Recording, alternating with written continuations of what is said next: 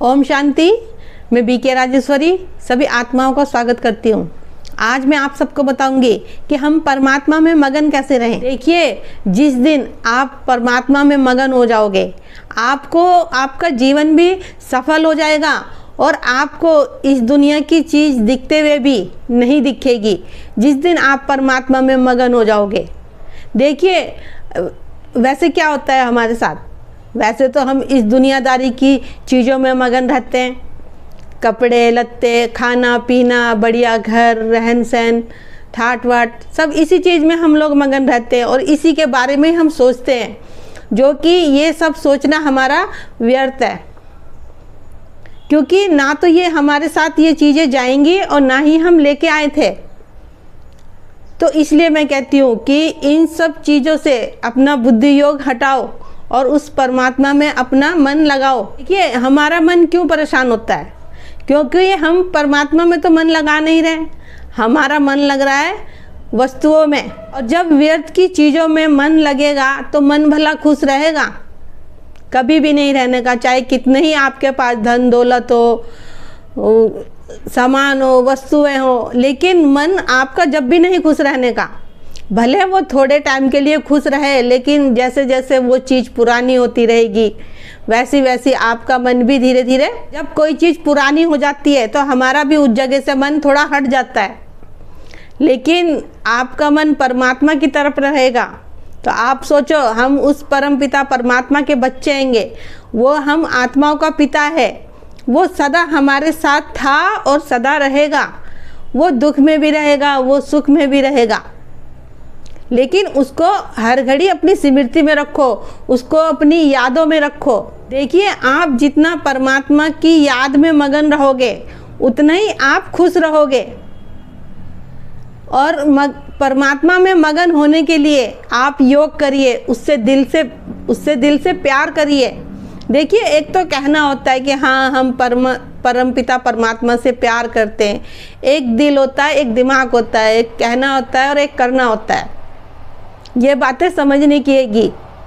तो आप परमात्मा से दिल से प्यार करिए। वह हम आत्माओं को पिता है, वो हमें आया है पतित से पावन बनाने, इस नरक की दुनिया से निकालने के लिए और स्वर्ग में ले जाने के लिए।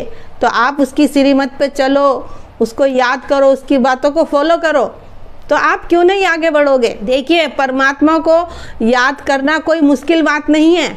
हम दिन भर में अपने बच्चों को कितना याद करते हैं, अपने रिश्तेदारों को कितना याद करते हैं, सामान को, वस्तु को, रुपया पैसा हम कितना याद करते हैं। दिन भर हमारे दिमाग में यही तो चलता है, क्या खाना है, क्या बनाना है, क्या पहनना है, यही बातें तो सारी हमारे दिमाग में चलती है। लेकिन कभी परमात्मा को याद नहीं करते।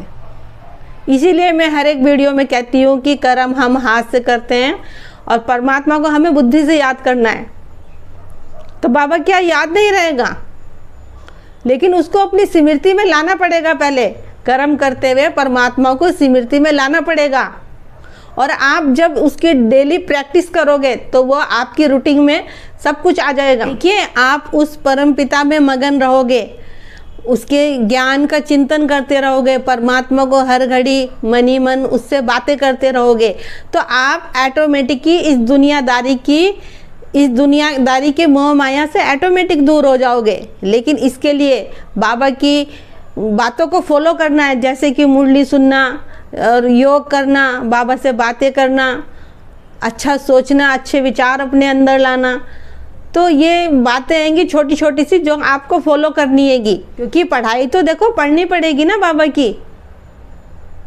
अब पढ़ाई नहीं पढ़ेंगे, बाबा को याद रखेंगे तो जब भी कुछ नहीं होने का। पढ़ाई भी पढ़नी है और देखो, पढ़ाई भी पढ़नी है और बाबा को भी साथ रखना है। दोनों चीज़ एक ही है, पढ़ाई और बाबा। अब पढ़ाई याद रखोगे तो बाबा याद रहेगा, और बाबा याद है तो पढ़ाई ऑटोमेटिक ही याद आएगी। कि आप परमात्मा की याद में रहोगे तो आपको अनुभव भी होंगे, और वो भी अपनी अपनी स्थिति के ऊपर बात है, अपने अपने ड्रामे के ऊपर बात हैगी। क्योंकि जैसी जिसकी स्थिति होती है, अब किसी की कम स्थिति योग में कम आएगी, किसी की ज़्यादा है, कोई बाबा को ज़्यादा याद करता है, कोई कम याद करता है। वो सबका अपनी अपनी स्थिति है और अपना अपना ड्रामा है। तो ये भी नहीं कि अनुभव सबको ही होते हैं, किसी किसी को अनुभव होते हैं, किसी किसी को नहीं होते, तो इसका मतलब ये भी नहीं है कि हमें अनुभव नहीं होते तो बाबा हमारे साथ नहीं है। परमात्मा सबके साथ है। वो अनुभव वाली बात जो हैगी वो अपनी अपनी स्थिति और अपने अपने ड्रामे के अनुसार हैगी। देखिए, मैं तो आप सबको यही कहूँगी कि यहाँ आपको दुनियादारी की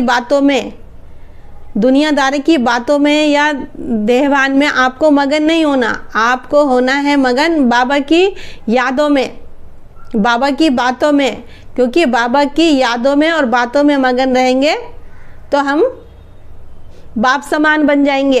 बस मैं तो यही कहूँगी कि बाबा की याद में मगन रहो और सब आत्माओं को बाबा का परिचय दो और सब आत्माओं के लिए शुभकामनाएं, शुभ भावनाएं रखो और सदा खुश रहो। और देखिए, मुरली भी डेली सुननी है। मुरली ये नहीं कि कभी मिस करनी है। पढ़ाई को जितना आप पढ़ोगे उतनी ही धारणा आपको होगी और बाबा भी आपके साथ रहेगा हमेशा। देखिए, बाबा हमारे बिना अधूरा है और हम बाबा के बिना, ना बाप बच्चे के बिना रह सकता है, ना बच्चा बाप के बिना रह सकता है।